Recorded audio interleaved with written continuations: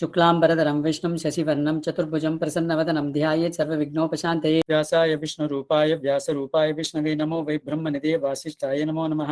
यस्य स्मरणमात्रेण जन्मसंसारबन्धनात् विमुच्यते। नमस्तस्मै विष्णवे प्रभविष्णवे। लक्ष्मीनाथसमारम्भां नाथयामुनमध्यमाम् अस्मदाचार्यपर्यन्तां वन्दे गुरुपरम्परां। वार्ताय प्रतिबोधितां भगवता नारायणेन स्वयं व्यासेन ग्रथितां पुराणमुनिना मध्ये महाभारतम् अद्वैतामृतवर्षिणीं भगवतीम् अष्टादशाध्यायिनीम् अम्ब त्वामनुसन्दधामि भगवद्गीते भवद्वेषिणीं। वसुदेवसुतं देवं कंसचाणूरमर्दनं देवकी परमानन्दं कृष्णं वन्दे जगद्गुरुम्. Om Namo Venkatesaya. My pranams to everybody. We are in chapter 6 of the Bhagavad Gita, almost towards the end, where Arjuna asks a question. Supposing if a yogi is continuing on this path with all earnestness, but then he has not reached the ultimate destination, but because of the prarabdha karma, his body perishes, and what happens to that person? Does he not lose on both counts? He has not enjoyed the pleasures of this world, and at the same time has not attained the moksha. So I think he is like a cloud which has come out from the masses. So that's the question that Arjuna asked. Then Bhagavan says, absolutely no.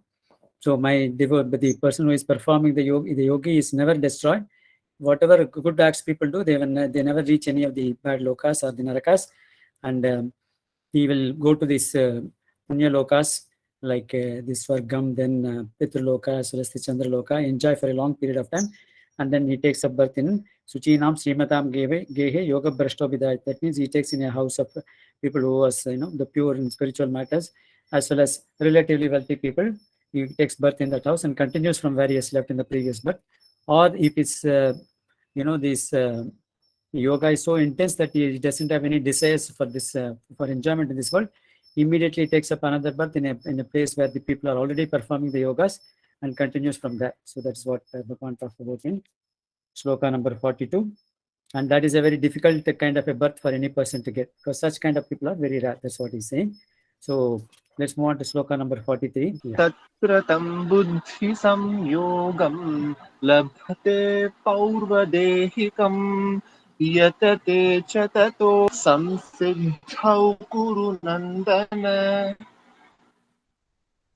O Kurunandana, who is a person who is able to give happiness to this Kuru clan, O Arjuna, Tatra, so wherever he has taken this birth, Tam Buddhi Samyogam, so along with this previous intellect that he has gained, Labate Paurva Dehikam, that means he is getting, because of his power, the previous birth, previous body, Paurva means the previous births, whatever births he has taken in this body, so all those knowledge, that intellect becomes very clear in him, Buddhi Yogam Labate, he gets back that is the previous, whatever he has done in the previous births.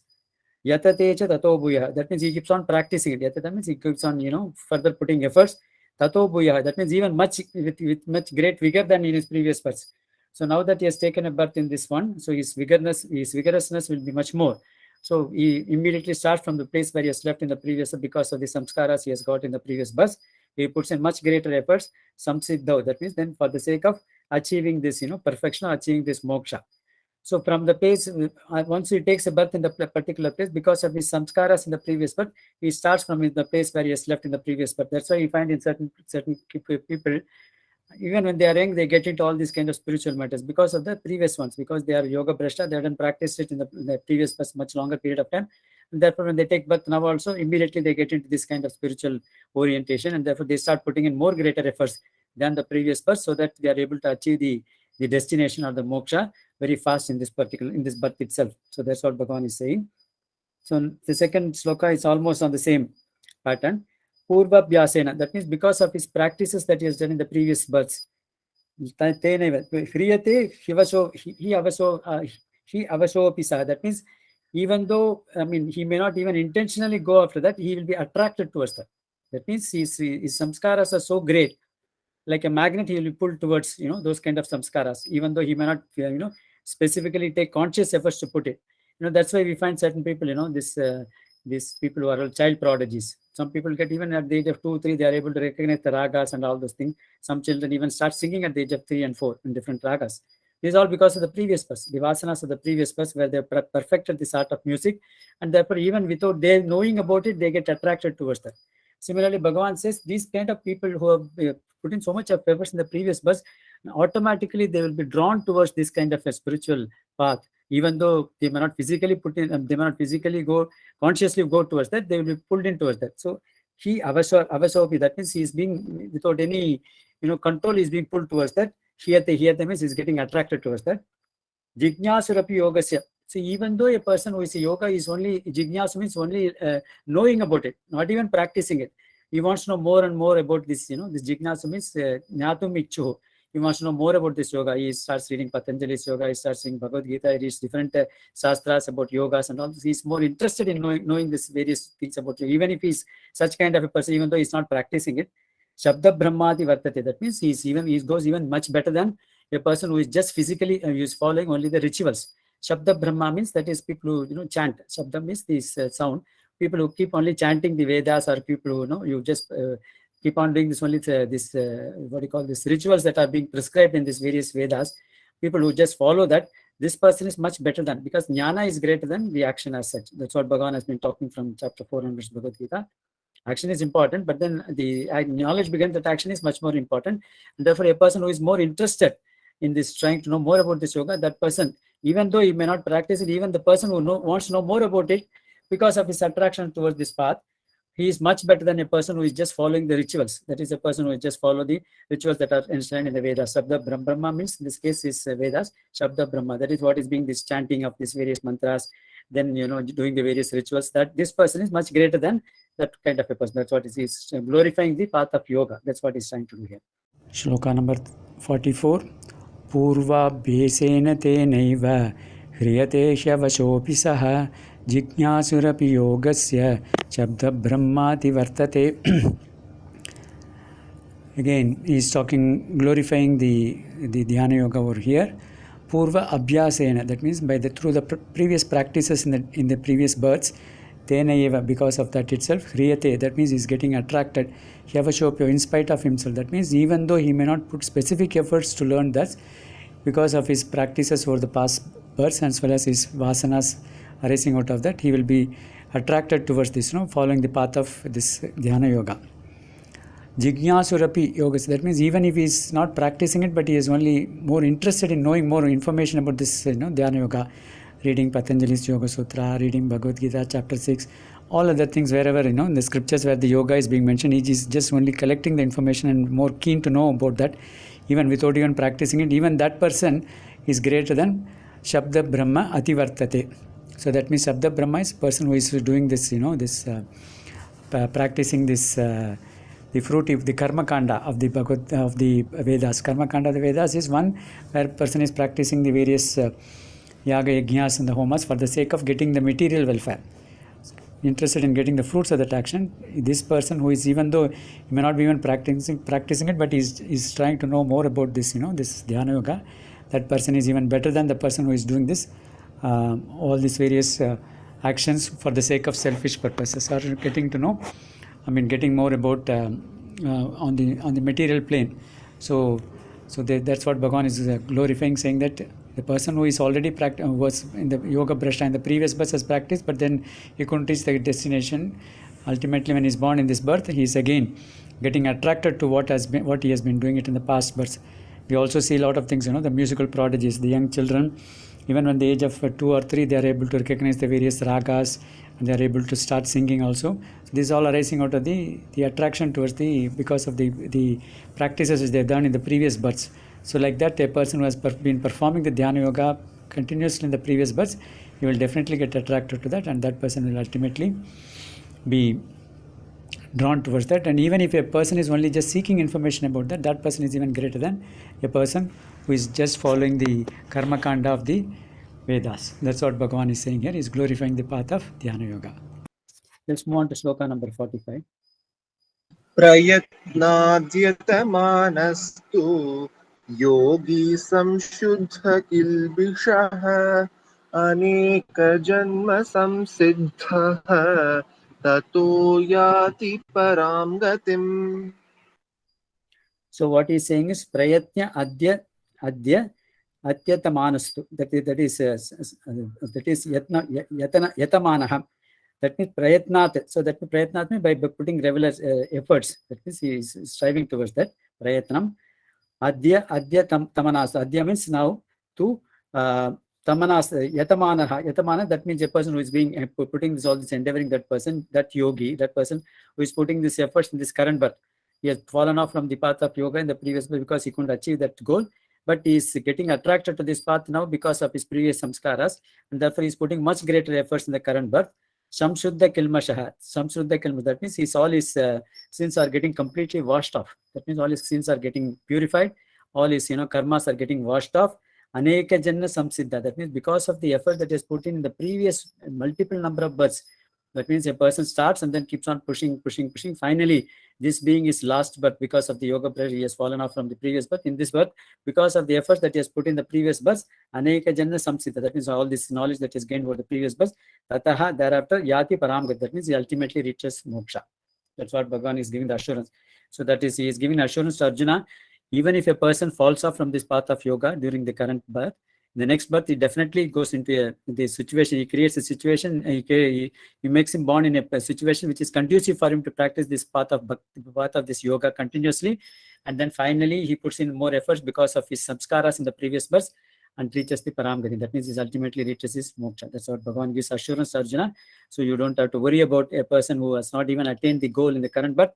Definitely in the next birth, he will make sure that he achieves that goal. That's what Bhagavan is giving that assurance. Sloka number 46.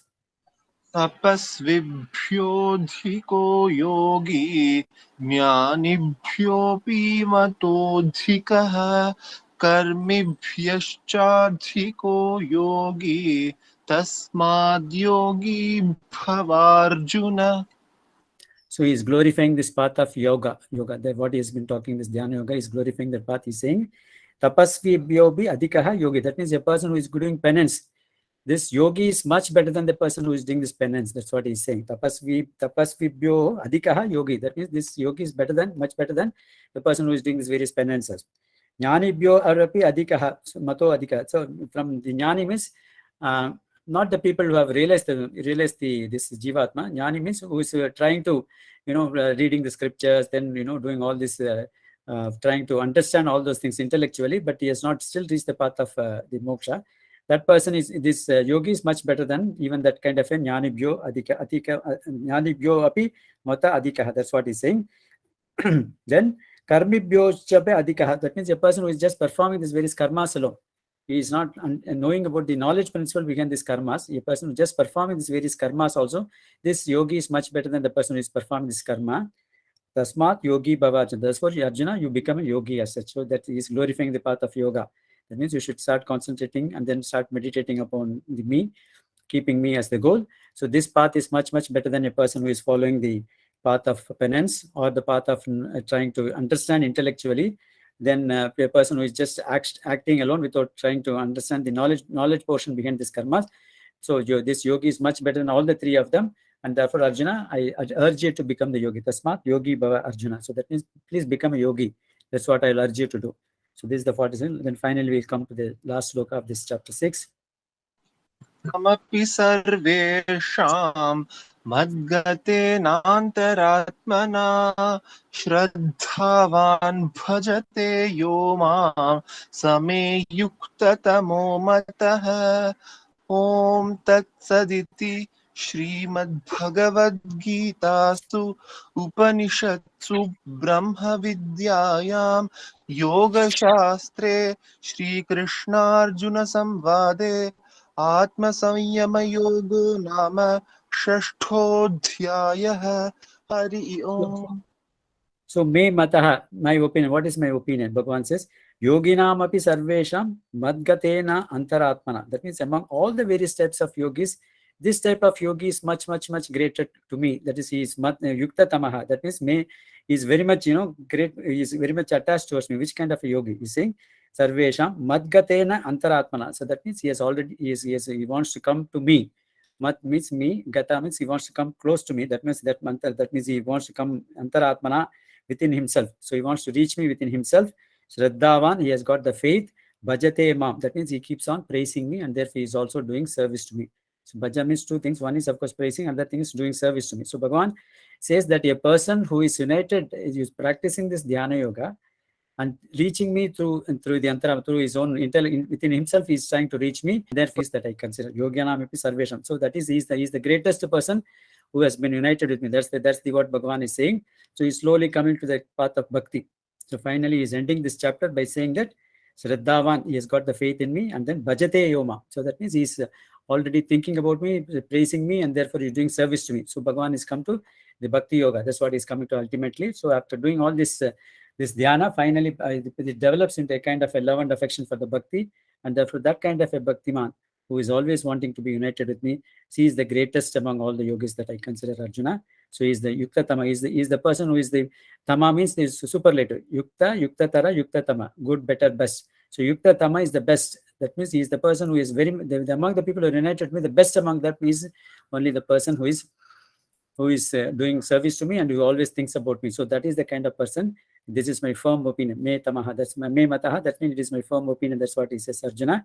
So that's what he's ending it. So that while beginning with the chapter 7, he's going to talk about only the greatness of Bhagavan himself, and ultimately he's also going to talk about slowly developing, culminating into the Bhakti Yoga in chapter 10. So that's what Bhagavan is preparing Arjuna towards that.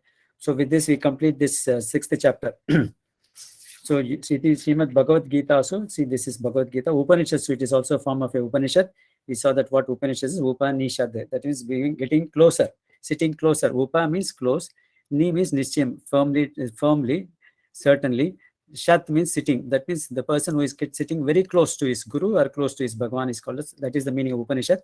Upanishad. So Brahma Vidyayam. This is the Vidya. Brahma Vidya, one meaning of Brahma Vidya, as I told you, is the great. Brahma means great. It's a great knowledge. Other meaning of Brahma Vidya means that is a Vidya, that is a knowledge talks about Brahman, Bhagavan, and therefore it is called as Brahma Vidya. Yoga Shastri. Actually, chapter 6 can be really fit into the category of Yoga Shastram. Chapter 3 also Yoga Shastram, Karma Yoga Shastram. This is Dhyana Yoga Shastram. So chapter 6 is Dhyana. Yoga Shastram means yoga means huge, means to unite. So that means the path of reaching the Jivatma, reaching the Paramatma, is called as yoga. That's what it is. And therefore this is Yoga Shastram, because this is where Bhagavan has taught right from beginning, in going into the meticulous ways of how should one sit, how should one meditate, and so on. And then finally giving assurance to saying that in this path nobody perishes, and he keeps on moving forward and forward in different births, and therefore Bhagavan is giving that assurance. So it is Yoga Shastre, Sri Krishna Arjuna Samvade. See the conversation between Krishna Arjuna. And Atma Samyagya. Samyagya means Samyama means Yama means to control. Samyama very well control. This Atma here refers to the mind. So the yoga of mind control or Dhyana Yoga. Some people use the word Dhyana Yoga also. So it is the path of meditation. Dhyana Yoga Nama Shashtodhya. That is, there is the 6th path as such. So by God's grace, we have completed almost 1/3 of the Bhagavad Gita. After the 18 chapters, we have completed 6 chapters. The interesting thing is, this Gita almost fits into the category of this Mahavakyam Tattvamasi, this which is found in this, the Chandogya Upanishad in this Samaveda.